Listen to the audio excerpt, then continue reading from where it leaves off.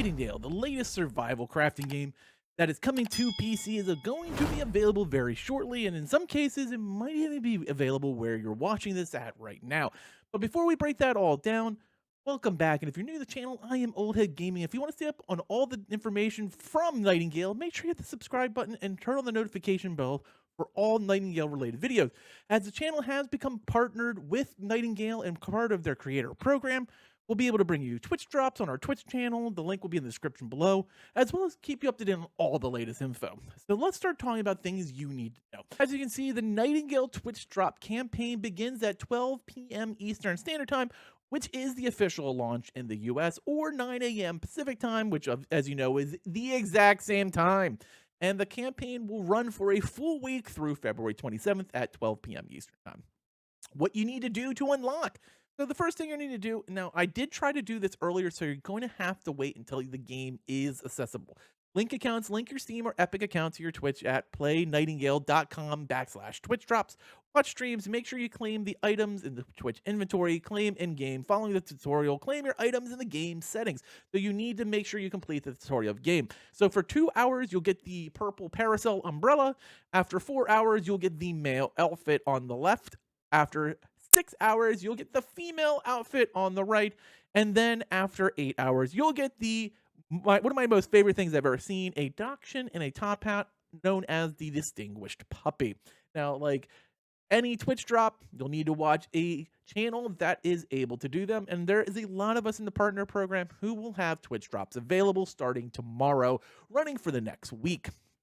Now, the awesome people from Inflexion are dropping this game exclusively for now on both Steam and Epic. So whichever you prefer for your PC launcher, it'll be available. It is not available at console at drop. And right now, we're not even sure if it's going to be console yet based on what we're hearing.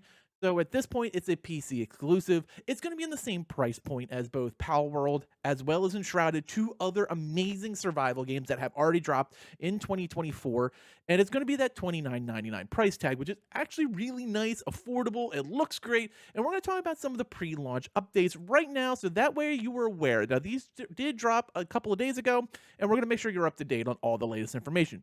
But first, now the game is going to go live between February 20th tomorrow and February 21st. And the first place it'll go live will be at Germany today, and it's almost probably there if you're watching the video now. 5 p.m. London, 12 p.m. Eastern Standard Time, and of course 9 a.m. Los Angeles Western Time, and 10 a.m. Edmonton time. So basically that's all of tomorrow. Then it'll circle back, grab Sydney, Tokyo, and Beijing on February 21st.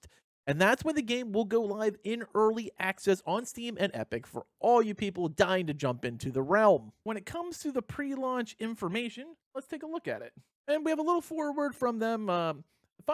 It's finally almost here. Nightingale's early launch will launch this February 20th, and we wanted to share some interesting information. So let's start with what they did to the HUD. In case you missed our developer update video, we announced that we made some key changes to our UI based on feedback and observation from the server stress test. Now, unfortunately, I did not get to be part of the stress test, but we did get into the partner program. Hotbar now goes from 1 to 0, can be rebound in settings. Default keys 1 through 5 are still main hand characters right hand, and offhand characters left hand is still defaulted to link to 6 through 0. Changed status bar presentation, added icons per status. HUD will fade out, no actions, and survival pressures are triggered after a short period of time. So easy peasy. Here's kind of what it looks like. This is going to be your life bar, your mana bar, your crafting bar, what weapons you have or gadgets, so on and so forth. Easy peasy. Additional UI updates. Equipped items gear hotbar no longer shows in your inventory. You can drag and drop items from your inventory to your hotbar and vice versa. Stamina bar is visible when not active. Your stand bar is invisible when not active. Crafting recipes have been changed to text rather than cards. When in the menu, other menu screen options are visible in the top bar. Damage numbers can be turned off in settings. So if you don't want to see all the damage flying up on your screen, you just kick it off. No biggie. Additional UI updates. To sheath items in your hand, press H. You can now activate streamer mode in the settings menu. This will prevent your character name from being displayed as you play the game, and therefore avoid creators being bombarded by party invites for their audience so they can see their name. I'm not going to be doing that, so I never play games in streamer mode. You know where to find me. It's easy peasy. We'll continue to refine the UI as we move into early access. So please let us know how you find the updated functionality. And here's kind of a look like when you have your inventory up. Kind of check out everything, including your bars, what you have in your inventory, what level of rarity the items are. Controller support. Now, I'm going to be playing mouse and keyboard as always, but if you do want to play with controller support, we adapted both the front end UI presentation and consolidated various background functionalities in just under a week. It had an impact on controller functionality. The game can be played with controller for early access launch, but may require very occasional keyboard or mouse input. We will work to figure out full controller support as soon as possible in a future update.